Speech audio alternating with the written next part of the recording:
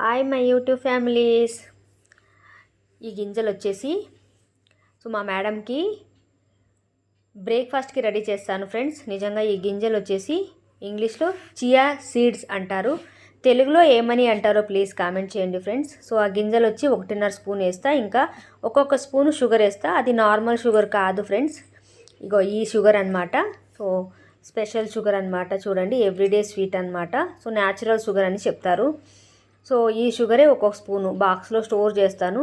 ఒక్కొక్క స్పూను 2 గ్లాసుల్లోకి వేసానమాట. ఇంకా coconut milk దీనికి సగం దానికి సగం, 2 గ్లాసులు సగం సగం, ఒక ప్యాకెట్ కోకోనట్ మిల్క్తో నైటే చేసి పెట్టేస్తాను ఫ్రెండ్స్. మా మేడంకి మా సార్కి పొద్దున్న బ్రేక్ఫాస్ట్కి అనమాట.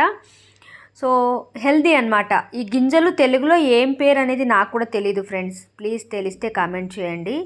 ఇంకా పొద్దున్న నానిన తర్వాత చూడండి, ఈ మ్యాంగో కట్ చేసి అందులో ముక్కలు చేసి వేసుకొని, ఇంకా డ్రై ఫ్రూట్స్ అనమాట, అది వేసుకొని మిక్స్ చేసుకొని తింటారనమాట. చాలా అంటే చాలా బాగుంటుంది ఫ్రెండ్స్ ఇది.